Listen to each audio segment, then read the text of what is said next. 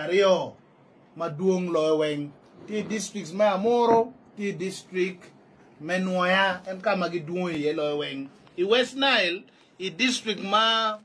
dia duong ye loeweng ti i kama kilwoni Madukolo district ena kama duong loye kama ti tricky ti i Pakwach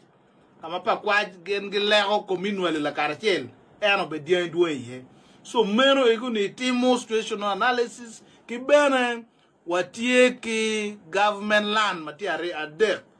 e kakare en matie ya chuli tutwale ya chuli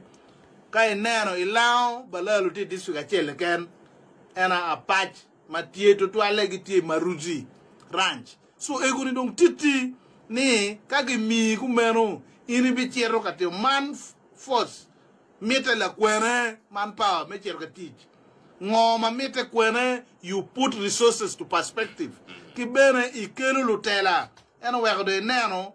eviction do chaka ya pen process and menen wabinu ka wajo ne bolutela stakeholders engagement me wajo ne eritiku man monti meeting diri meneno brigade memo be leading operation harmony. So anga bichake kwene logistic mete la kwene police tika chwalo Jimmy tin tika donyo tin Medit aradisi wamero ko ngwan yang pen lok me eviction en po chaka tin president bedong omio order en chochok coming me ngwen ne e kine mukene no omio Jimmy mukene magiloni guidelines ne kai tiki chiel tiki pi omire bedi en eviction en ni beru biguto en no keje obi beru ki guidelines men nero ne jema yang eno cheka ni kai tikere ni jone eno ni gudo directive nge loka president wengti lo directive er nyen wachi daro weng ki peretere funga muzigo twende so ni ndori ilok en indi winyini ngo so ino pijware ka imbete mulalo ben modo ngeni we megi wugi padu pija aradisi awini jomu kene timago kipangam gapa chidong chende eni dong losi biber panga eni dong iche logo president Museveni to an no mio directive. Is it true ni wa yo mukene kibira kiatia roadblock yo pa government ke come? Yes, yo tie make kitweyo yo memiala yap mati yo para sub county ya Amoro district. Man wan balalu? Yes, go ngarachelo welo ngom go yo kere roadblock. Kay mero carro, mero kong inong ikara cher kwene inong oda ki borre kay carro. And yo ni local government ma Amoro furu yaba yo memiala yap ma cherwa yo nyama. So meno iguni Jimmy. But anytime in kun in office tie tuolo cha when take dalma gitiyu kweli. En office ma mega en office ma mega en no bedo ki kare me jogone ento egun no Jimmy ma luak tika karo ki ye la wo man bene ya toro lu kwadiang pa la won kom mok fru karo ki kara ikayunga lu kwadiang ma mega bedo ki karo me foro lu kingang ma che wa mago ki gitie police ku foru kin gang ngarachel ki tor lwetie to ni pingo gi wajo ni diai o chamu porgi diai o chamu por maroma e kario la wo enni kai ne la wo pe ne ka mo ke kera beri loke meneno ni lo bal ki chokogi an uteru security guards magiti ka gwa fam ku chelu mu dugo di wo ben chala lwentie. So mero eguni ena exceptional cases matima raju impunity madano because itiki twero ki Jimmy tramping up kum champa lwa andok oi goye lwa ma egunu titi me exceptional cases and one poromo beruka wengcha weng wangma LC1 looking ga beruki kare me kupe kedwa Mr. Osman Chenkawa no yue machek kani wa rip well lukwak in lega ni wen mati district bori Amoro girom ogiadi kidon krals ñu aduol medien ti marom ogiadi aduol medien tie maduong mapigute to en ka ya tiak sub county ke ken atu aduol tie maromo 100 kia ngwen nyo bichil mena tiak ke ken kai chiro inside me pogo watiki kurals marom piara dekwe bichil kai chiro i paluke i upara sub county ti kurals marom piareo kai chiro i lakang ti kurals marom piara ngwen we bichil so kai chiro i la yima te krals na Roma para bichin meno egune krals magitie e Amoro district dite kon romene so die ma wano guero ki Amoro ma yat ki twala ma wa guero die ma romo e le piera bero ya bero ento polle ma duong pigo kelo die ngi ka guero ne kai nano census mele mati Amoro in the last census en mukarne wa mirobet kile Amoro maromo elibmia ngwen ki wiye nero le pa balalo le no eni ndong no wa pa community ti ye maromo ya ngwen en le ma wachi mia gena elibmia ngwen ni no diai no ti elibmia chel ke ario ki watie ki upegu maromo elipiara boro watie ki romi ki watie ki diegi maromo elimia rio Amoro is rich Amoro lo no Jimmy mertie chingdan limma ke gwao kwa chat we ka du ra mutit pere be ko petwa pi la peñ mo ke ken batie malu pe ki lokuma balalo eviction man apenye ni man possession order nabadi number beach no number when I think this should be the number beach we ko no ngek mukene kumagum ki I chuk madiet no WhatsApp voice note kan Bismarck wodola what Bismarck do one on line kan hello sorry when you kill line pibalo wano chi mukene wodo walo hello hello ready to pay oiwa o foi choni lo que queda que yes peter lo kwetwa Mereka no la premier to the RDC. On yanken mo gaunken. Must have been domino directive order of. Erpeno RDC de la gamulo ata. He don't want pagamene matia mo. Pajo atia kwa ya yeri.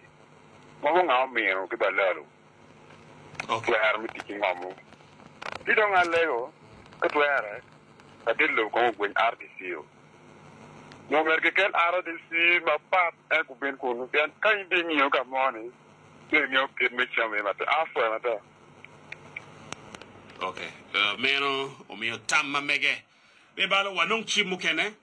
number chim ti tolo ke don WhatsApp wati tolo nota bera big note chela bero abungwen abichela hello ready roping wa foi winyiwa en pas kene ke Amoro sub county eyo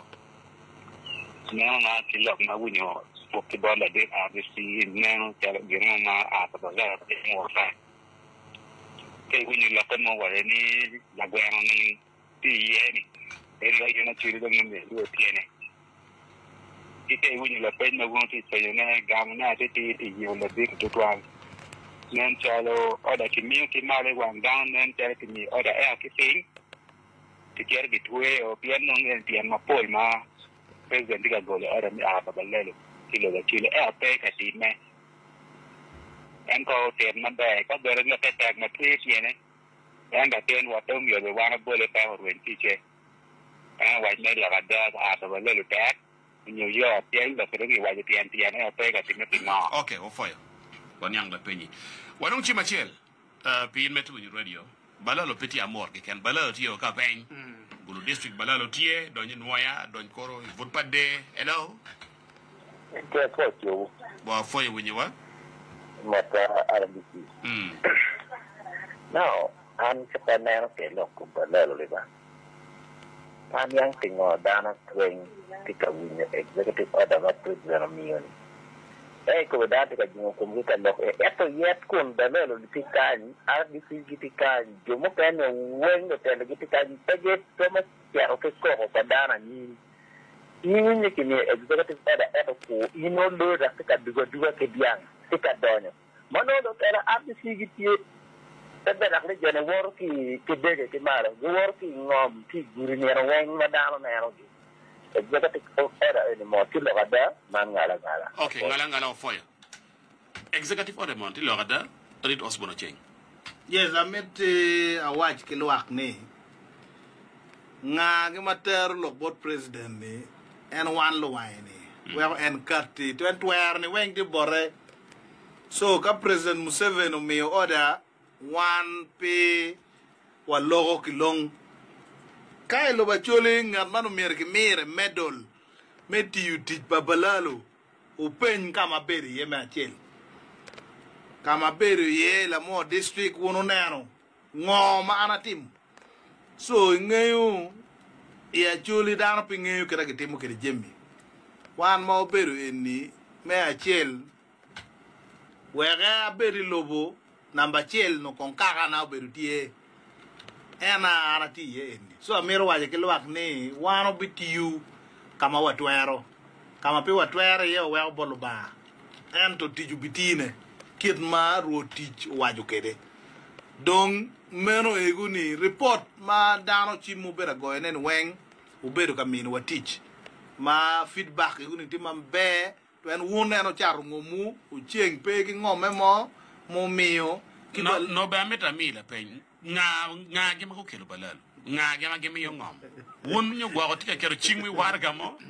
ene winya waje ni ingeyo daro maru re lo ka mer pe ko reye daro charu ngom gi gitika mer ki char ne wadiri an wa pis ngoma mo achel pege so gema mer lego ne botu ena ni won lukin gang bo yup kitu o yup kitu balal pe ko biro ken won lup kitu nye mo ne ma no ya chulin gitika signing agreement mengom apenya wa jali ti signing gi town ni LC1 ngeyu kinga ga wa allo ko wan shobo man la wo ma ya tika ko awa jali arabi no ya chulin ko utika te ngo de ke wan lo telo ngewe so mero ko je matie donc abi giro minister vice president me Uganda Mego Jessica Alupo uberu ki kare me chwalo warga bot RDC's weng matie ya choli an warga ma eno chwalo tie ma entika chwe warga eni on behalf pa president me Uganda don amer kwan warga eni wer lwa ko bet ki kare me winyune ocho ni all RDCs actually sub-region government livestock compensation program for Teso Lao and actually sub-region. Please refer to the above captions and subject matters. The NRM government continues to embrace the economic recovery of all regions in Uganda which have been affected by any form of conflict since 1962. In the same vein, government is keen to ensuring that the whole country moves to upper middle income status through the livelihood programs of NADS, OWC, PDM, Imyoga, etc. As you may be aware, government is implementing the livestock compensations programs in the sub-regions of Teso, Lango, and Acholi. The program was launched by His Excellency YK Museveni on 26 March 2022 at Soroti University, Soroti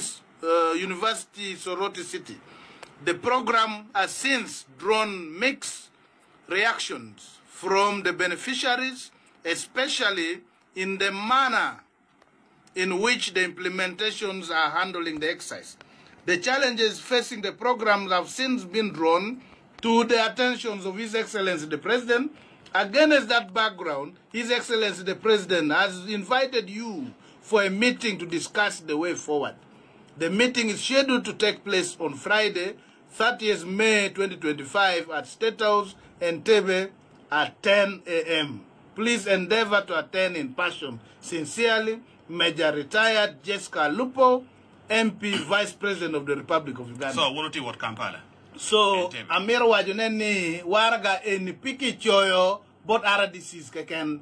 kichoyo, bot councillors a bicho, be weng, me sub region me la